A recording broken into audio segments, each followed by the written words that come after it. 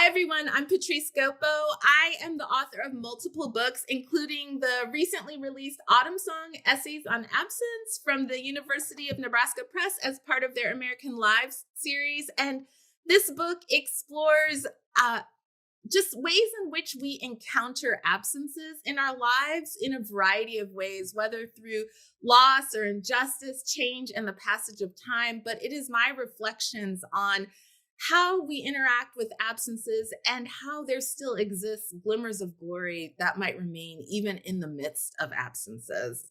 And I am so delighted to be in conversation with Terra Trevor today. So let me turn it over to her. So, Patrice Gopo, I am very delighted to be in conversation with you. I'm Terra Trevor, author of We Who Walk the Seven Ways, University of Nebraska Press. And Patrice reached out to me after seeing my book in the catalog, and mine came out a few months before hers did. And so she emailed me, and we have begun a wonderful conversation. And We Who Walk the Seven Ways, let's see. It's my memoir about seeking healing and finding belonging. After I endured a difficult loss, a circle of Native women who were friends embraced and guided me. I'm Cherokee, Lenape, Seneca, and German mixed blood. And they guided me through 7 cycles of life in their indigenous ways. Over 3 decades, these women lifted me from grief, instructed me in living, and showed me how to age from youth into beauty. With honesty, I explore how the end is always a beginning, and my reflections on the deep power of women's friendships, losing a child, reconciliating complicated roots, and finding richness in every stage of life shows that being an American Indian with a complex lineage is not about being part something, it's about being part of something.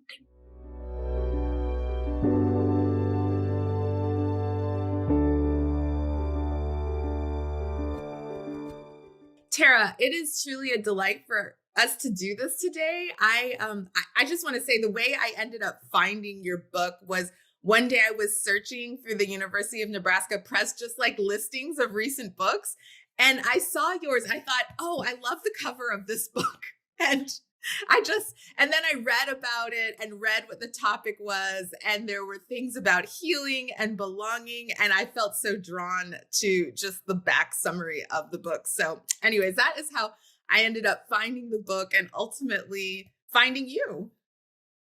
Oh, I was so glad you reached out to me. I immediately, of course, turned to your book, and I was so drawn in. I read it on the very first day.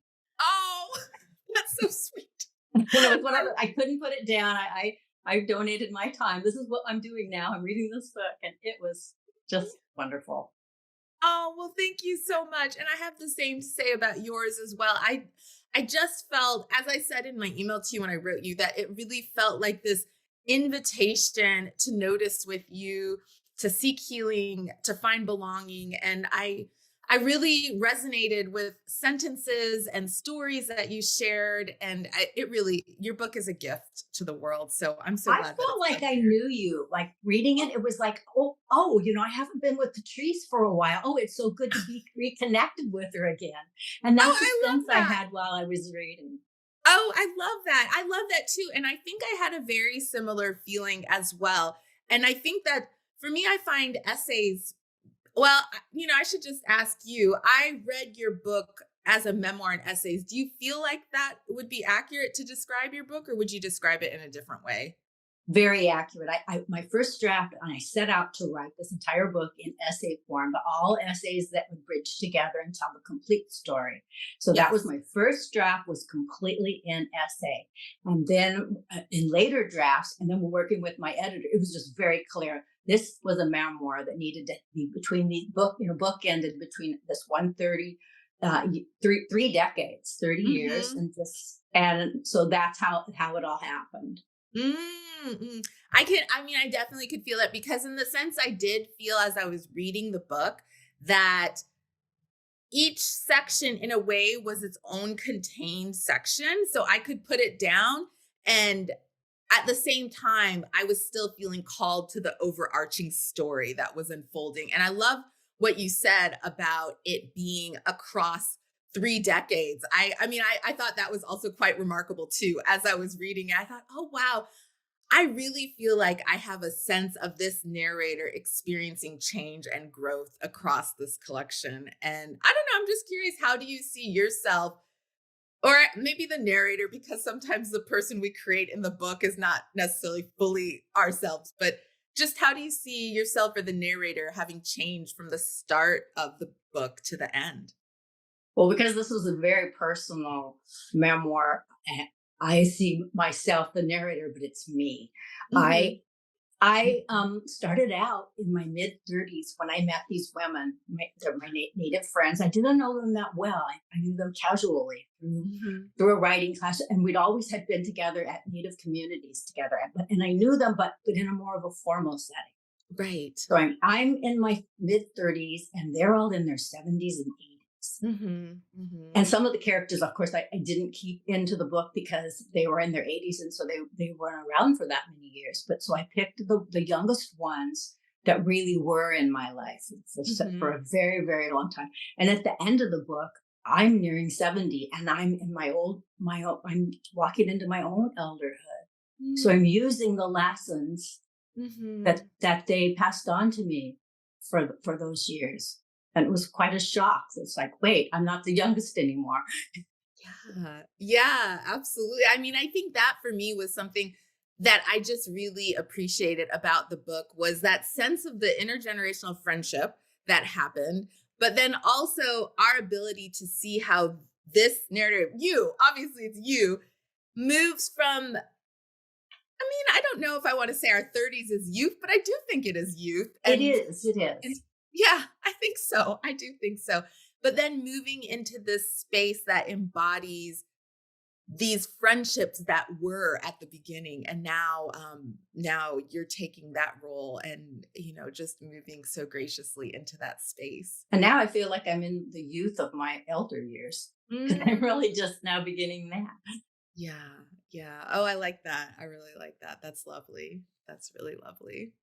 I was curious though, in Autumn Song, I felt as though many times I was reading your memoir, even though it Mm, was a collection of essays. And that drew me in. Each hmm. essay it told a complete story.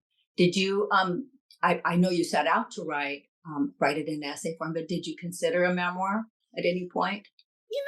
I That's a good question because I agree with you. I do think when I look at the arc of Autumn Song, there is a story that's unfolding. I do feel it tends to be a bit more thematic around this theme of absence. So there's kind of this I don't know how you'd say it. It's almost every essay is orbiting around this idea of absence that exists. And so no, I don't think I ever really thought of it as being maybe a more traditional memoir. I think what happened, not even I think, I know what happened is that I had these essays that I was working on, these stories that I wanted to tell, and I felt that they belonged together, but I wasn't quite clear from the beginning how they belonged together.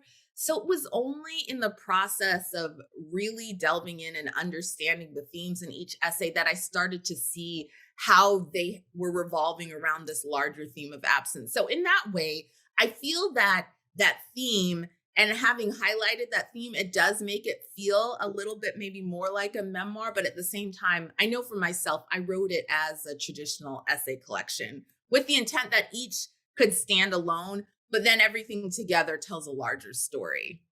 Well, in Autumn Song, I love the way that your introduction, how you explained this. So I knew going into it. Can you talk more about that because I thought that was different and I liked it a lot. Oh, well, thanks. I appreciate that. And yeah, that actually was definitely something that once I realized that there was this larger theme that was happening, for me it felt important to highlight that and draw attention to that because I did feel as though it had the potential, that theme of absence, to be somewhat subtle. And if I didn't maybe explain a little bit more about why I was wanting to do and make some of the decisions I made, I just felt like it helped to enrich the reading experience. So even as you're saying that, I thought, oh, okay, so it worked. I Yeah, think very much so. it worked. I think it definitely worked. So yeah, I appreciate that. I really appreciate that in terms of, just in terms of thinking about that. So, one thing that I feel that we share a bit in common across our collections is thinking about, or our books, let me just say our books, is thinking about ideas of home and place. And I'm just wondering, when you think about the word home, what comes to mind? And do you think that that definition maybe has shifted across the experiences that you share in your book? For me, home is a place I carry within, home and place. I carry within. Every place that I've ever lived, it shapes me and it serves as elder and friend. And Mm. then in We Who Walk the Seven Ways, I write about Luke's home by the river in New Mexico as a Yes. home I carry within. Yes. And then the interesting thing about We Who Walk the Seven Ways, it's set in the 43 years that I lived in Santa Barbara on Chumash land. Mm. And so that's the setting of the book. And probably a year before it was published, after the pandemic, I moved. I moved away after more than 4 decades, I moved away. Wow. And it wasn't really planned. My husband decided to retire earlier, and just our lives changed so much with the pandemic. We decided we wanted to be closer to our daughter and our son-in-law and our grandchildren.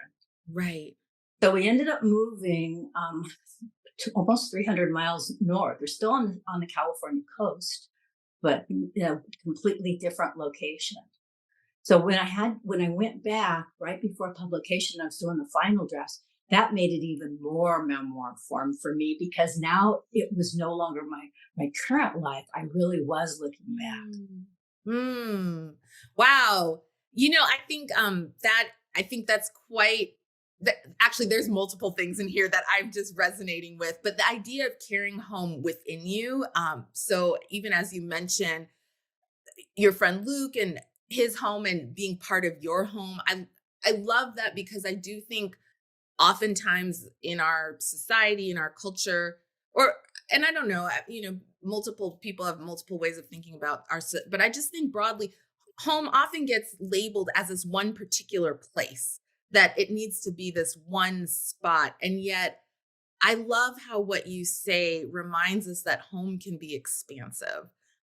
So I think that's really beautiful. I think the other thing that I think is really interesting is this idea of you having left a particular place that you had been for so long, that is this book, that is so much part of this book, and what that means when we now are no longer in the place that we might have been writing about. I think there's something quite powerful about that too, and interesting to examine. I don't know if you want to say maybe a little bit more about how that feels to now be in a different place that probably feels fairly new, right? It does. I'm still processing, and that is going to be the subject of my next book, which I hope to Mm. write in essay form. But who knows with me? As an essayist, I always set out to write essays, but then my two books are both memoirs. So I'm Right, hoping right. to do the essay collection, and I do want it to be, and my theme would be change. Hmm. So, but I think I'm still living it. And that Yeah. was one thing with We Who Walk the Seven Ways. It took me many years to write it, and finally I realized I couldn't complete it because I hadn't finished living the story. And that might turn out to be what's happening again. Mm. But at my age, I don't have a whole lot of time, so I better get going on it. It's easy to get going on the writing, but I need to get going on the living. We're on the living. It's true. It's true. But I remember a friend telling me one time when I was getting ready I was going on a trip, and she said to me, there'll be time for the writing, but right now is the time for the living. And it just occurs to me that in this creative process, that it matters the space for the living. I remember a lot of times writing this book that I just would be focusing on writing, because that's how I am. It's something I can feel the project coming together. I'm driven. And I was sitting with a group of women, we were laughing, talking. I said, wait a minute. I'm not living. I'm just writing about living. Yeah. Yeah. Yeah. No, that I think that is an interesting moment, I think, to I don't know, just to recognize in our process that we could be so focused on the actual tangible getting the words out that we're not necessarily looking up to see what is happening in our actual lives. So I wonder if maybe we might think a little bit about some topics of belonging and community, because I think that's another theme that shows up quite a bit across our work. And one aspect that I love about your book, as I mentioned earlier, is just highlighting the power of friendships with other women, particularly women who are older than you. And I think that deep friendship is something that many people long to experience. I'm just curious, Tara, if you have any thoughts about how we can build spaces of belonging for others, even as we may be searching for spaces of belonging for ourselves. I very much do. I'm looking forward to hearing your thoughts about it too. I'm in that space all over again. I left my community. So, and during the pandemic, it's a miracle I've made any friends at all. One friend I made when I was trying to put my home together, and I asked a person a question in a fabric store because I couldn't find what I wanted, and we became friends. You became friends. So I'm gonna read a bit, Yes. little bit. This is from Winter Count, chapter 45. And this Okay. is, I'm going to use this as my own map, and I have been since I've moved. To begin making new friendships, I made it a priority to put myself in a wider range of situations and places where I would have an opportunity to meet a variety of women. At first, I went in search of women my age, someone who might mirror my own image back to me, to find someone similar to me. And then I remembered how long ago I'd stepped away from my comfort zone and allowed myself to be drawn to women who I perceived to be different, women who might have intimidated me in a previous time of my life. It brought me into a community of elder women who fed my soul. They embraced and guided me over the cycles of my life, from motherhood toward elderhood. Over 3 decades, these women lifted me from grief, instructed me in living, and taught me how to find richness in every stage of my life, and showed me how to age from youth into beauty. I felt beautiful. The women I had grown to love all had grandmother faces and flying clouds of white hair. They grew smaller as they aged, wrinkling into buttery skin. But I only saw how beautiful they were and how they were at home in their bodies in a way I was beginning to become more familiar with. And this is what I'm doing now. To find new friendships, I began looking for ways to connect with others and to let go of my old habit of viewing differences as an obstacle. Slowly, my friends expanded and included women who were younger than me and a few who were older, all with qualities I admired and hoped to gain. And I'm in the process of that right now. And I'm feeling like my readers are becoming part of this circle. When I do visit book clubs, it's just we're all brought into community. No, I think that's really just beautiful what you read there. And I think also quite interesting that you find yourself in this moment again. I think there's sometimes this idea, maybe we we figure it all out, we find the friends, but then actually life can change and shift, and we find ourselves maybe drawing on the lessons from our past. So I think that's so lovely what you shared. Thank you. Yeah, I think for myself, when I think about this question, I feel as though it's one that has maybe changed and shifted over time in terms of how I see that. One thing I write about, I'm trying to find it here in my book.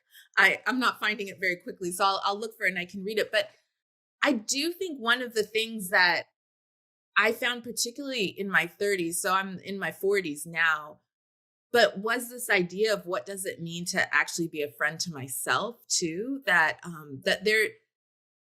it almost felt as though in order to form like friendships of substance with others, there was a journey of me recognizing the beauty of my friendship with me as well too. And so I think, that's one thing when I look back into my 30s and maybe even before that I think a lot of how I entered into friendship was much more focused on, I don't know, I like to think I'm a reformed people pleaser. And so I think I can identify. yeah, and so I think there was a way of me needing to address some of those things in my own life in order to now be more expansive and welcoming and embracing of new relationships and things. So I think that's been something that maybe has just been like a growth area and move for me when I think about friendship. So I think when I think about this idea of how we can build space of belonging for others, even as we may be searching for spaces of belonging for ourselves, is I think just I don't know, having the courage and ability to embrace ourselves as friends empowers others to do that for their own lives. And I think makes maybe us all better people to interact with one another. I think so. And you reaching out to me through our books is exactly another extension of that. Just Yeah. braids it all together. Yeah, yeah, absolutely. I thank you for saying that. So I'm going to just share this little piece from this essay that I have written. It's called More Than Tea. I'm not going to read the whole thing or anything, but just this little introductory part. And it says, I used to host tea parties, a gathering in spring, another in autumn. My invitations brought together neighbors and friends, older and younger. As the knockout roses began to flower, or the first falling leaves drifted to the ground, I decorated a table with assorted teacups and a sugar bowl. For my menu, I offered far more than tea. Curried chicken salad sandwiches dotted with raisins, cucumber sandwiches paired with cream cheese, oven fresh scones served with strawberry jam and freshly whipped cream. The food was rich, the conversation filling. My guests looked forward to the next gathering and then the one after that. I hosted tea parties until I became the woman who used to host tea parties, my teacups dusty from lack of use. And I just shared that part because for me it highlighted how I've changed over time. That there was a time where this was an activity I was very intent on gathering people, but I think there was also my own internal journey that I needed to go on, or I have been on, that has maybe shifted and changed how it is I go about wanting to gather people together. And so I think maybe that's just something I think is how do we make room for those changes in ourselves too?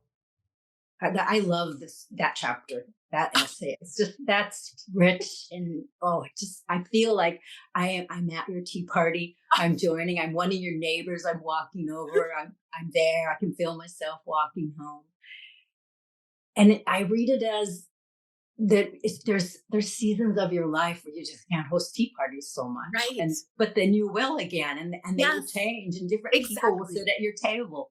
Yes, yes, exactly. I think that's exactly it. And it makes me think in these larger questions of community and belonging that maybe also what matters is the reality that we as individuals do not stay the same. And so how we might move through the world amongst others is maybe going to shift over time too. Very much so. I think absolutely. Well, I mean, that makes me think about how the ways our beliefs can shift in huge ways over time, but maybe also subtle ways. And I'm curious if you would maybe talk about experiences with changing beliefs that you might have felt across We Who Walk the Seven Ways. Well, and when we sat down to write our questions to figure out what we were going to talk about during the book, everything that came to me immediately, I knew what I was going to talk about. And this is the one question that I'm pondering still. And Mhm. this is what I've come up with. Oh, absolutely. Okay. And I should say, I'm still pondering it as well. So, That's the one, and that's good. I mean, I think this is something we're going to be walking with for a while. Okay. mm, Faith and belief. Okay. So I have unshakable faith. So that one is fine. But then I think our beliefs shift and change and they make up our reality. And so they do need to shift and change so that our reality can change. Okay. So the way I handled awkward situations about race has shifted. I hmm. pretty much always struggled with how to walk in two worlds, native and white. And I've never been gracious when white people living within the confines of white enclaves with white mindsets could make insensitive comments and assumptions were put on me.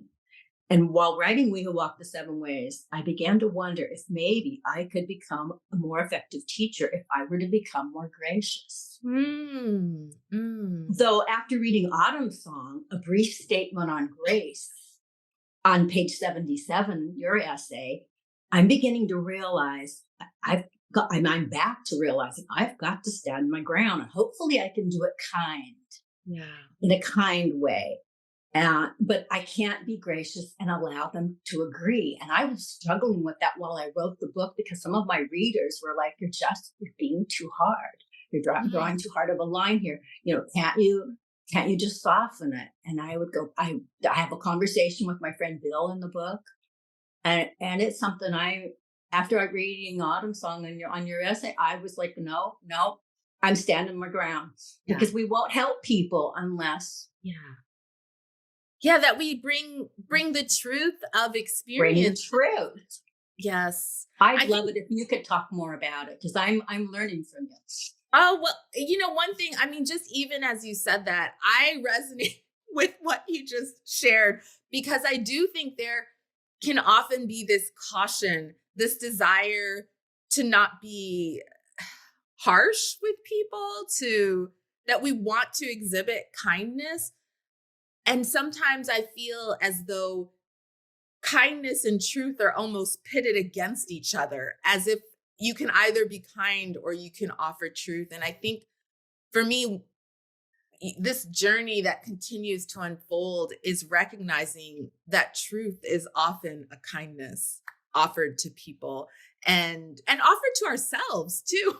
Mm-hmm. I think it's a way of being kind to ourselves as well. And so, I was talking a little bit earlier about that idea of, I feel as though I'm, I've historically been a people pleaser, and I feel as, in my 40s, I see less of that, but it's still there, because I think it's a way that maybe I've been conditioned a bit to function in the world. And so I think this idea of speaking truth can feel really scary at times. But I think when I look at changing beliefs that I have felt across writing, thinking about this book, is believing in the value and importance of speaking the truth of one's lived experience, rather than trying to soften it or make it kinder so others find it easier to hear and take in. Because they can't know us if we don't do that. Yeah, right. I think there's just such beauty about sharing lived experiences in a way that, We Who Walk the Seven Ways, it felt like an invitation to me. When I picked up that book from the very beginning, it felt like an invitation to journey through your life with you, and to hear the stories that you wanted to share. And that to me is very powerful, and is a reflection of truth being brought to the world. Well, when I read Autumn Song, I felt that you were part of the journey. Like this, I just hadn't met her yet. Oh, here we are meeting each other now. Patrice is part of this journey, but she's joining in now. So thank you. But that's how I feel about Autumn Song as well, and about you. Oh, well, thank you, Tara. I feel similarly to exactly what you're saying as well. As I mentioned, there were so many moments that just called to me as I read this, and I thought, our lives are so different. We've had such different lives, and yet I think there is this sense of journey that you highlight so beautifully in this book, that it just calls to us. And I think even as you're saying here, I am reminded that even as we journey through our particular journeys, there are others who are journeying too, that we at times get an opportunity to walk alongside with each other as well. Well, you brought up a really important point. Our lives are so different, but it brought us on the same path. Yeah. And I'm learning to look for similarities, and not a difference is so easy to find. So I'm always looking for the similarities, and I'm beginning to find it in amazing places in ways I never imagined I would. Yeah. I I like just look for similarities. I do. I think there's a lot of power in looking for similarities. And I think also when I think of, because I think you're right in the sense that differences can be so easy to find. And I think one thing I felt challenged over the years when thinking about differences is looking for maybe why do those differences exist? What is giving rise to them? So kind of becoming curious about them has been also, I think, something that's helpful for me too, in just in this journey of sharing stories and knowing that stories can offer truth in the world too. So I like both of those things a lot. Hmm. And if I begin to make new friends, if I always look for similarities, then our differences are going to come out, and we're so much more accepting of each other's differences, and we can learn from each other's point of view Right. because we've Right. already built this foundation of trust. Right, right. I do think there's something really important about that act of building foundations of trust there. And I also think, one thing that I think too, when we are able to find connections with other people, I think it makes us more able to address injustices that might exist and give rise to differences because we feel connections also are there too. And so Mhm. I think it makes people more open. And that to me is just the beautiful work of pursuing justice in the world is when people are recognize like connections that have formed and then desire to address injustice that gives rise to difference. I agree. Well, I wonder if we should maybe, wrap up our conversation with some thoughts about the writing life. And I know, we're writers here. Maybe think about, I don't know. Let's talk a little bit about essays maybe Okay. for a minute, because you were saying that you're hoping that your next book might be an essay, but who knows? It may become a memoir and essays or more traditional memoirs. So I think that is absolutely viable. But I'd love for us maybe to spend a couple moments just thinking about the essay form and what draws us to the essay form. Well, what do you think?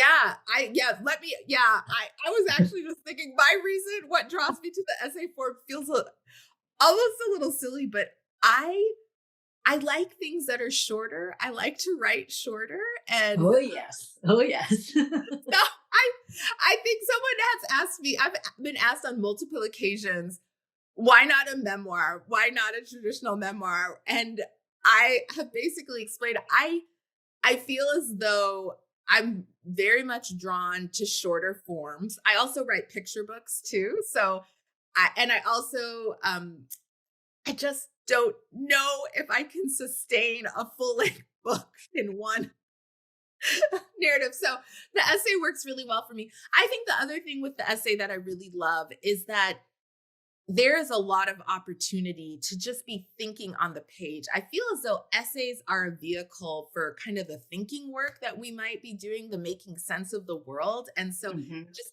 for me, it feels like a great form for that as well. And that really gets to something I love about writing is a sense of curiosity and exploration and trying to understand what might be happening, what might be going on. Yes. Well, as an essayist, I also just am very, very drawn to it, but also because of being a mom and now a grandmother, I write within the nooks and crannies of my life. Yes. And I can imagine you must do the same thing. Yes. Yes. You are absolutely right. No, that is so true, Tara, that it fits well into those small spaces, right?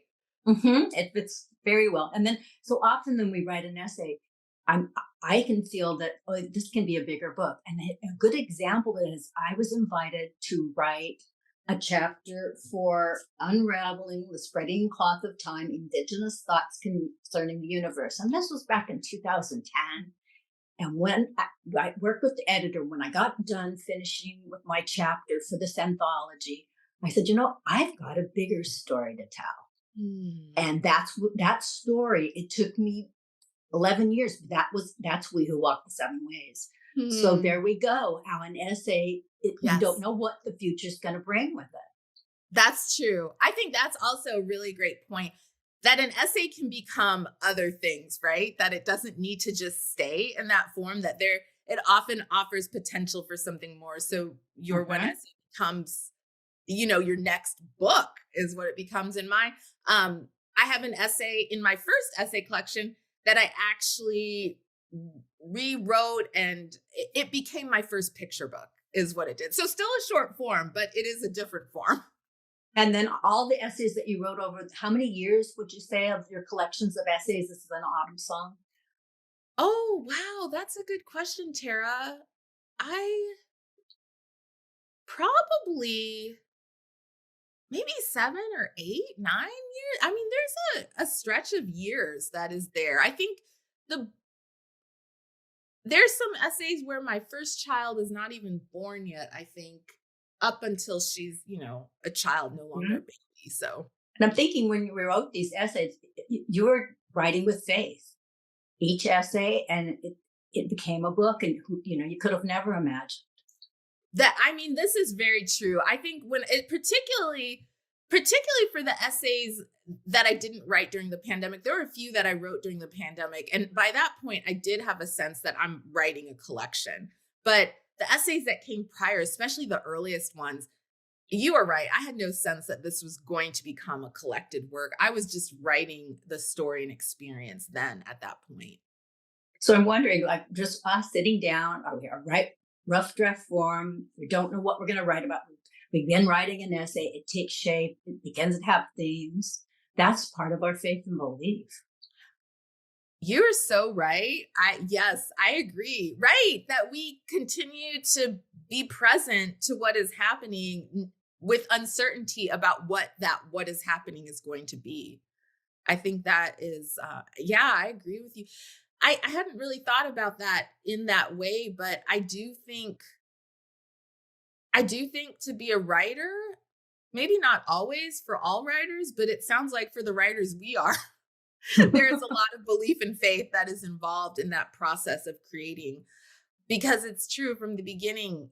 It doesn't sound like for either of us, it's clear what is happening, what's going to happen. No, and then that leads me to my next thought that I was going to ask. Was that as a memoirist, having published 2 memoirs, essay collections in many, many anthologies, my essays, but basically being a memoirist, I'm constantly asked, is writing about this depth of your life so cathartic? And I would have to say mostly no, it's torture. What for me, what it is, I see writing as a spiritual experience. Because I don't know where it's going to take me. And how do you feel? Oh, no, that's a great question to think about. And it's interesting. Is it cathartic? I think for me, I also probably wouldn't necessarily say that it's cathartic. I think what it is for me is I have questions. There are questions I have about so many things in life, whether in my own, personal life, or kind of how the world is working more broadly. And I feel as though writing essays is helping me to think through those questions in ways that I feel is honoring just what I'm wondering about and giving space to do that. So for me, I feel as though essays, I don't think writing essays is cathartic. I think it is a gift to my curiosity. I think that's what I would say. Well, Patrice, thank you for this, because this is going to help me very much going forward. At times when I'm stuck, I'm gonna look at that. I'll be curious here on the page. Yeah, I think, Tara, that's one thing that I find when and let me be honest, I certainly write about difficult situations, but I think the writing, what it does is it gives me a space to not just stop at the first layer that I see of what is happening. It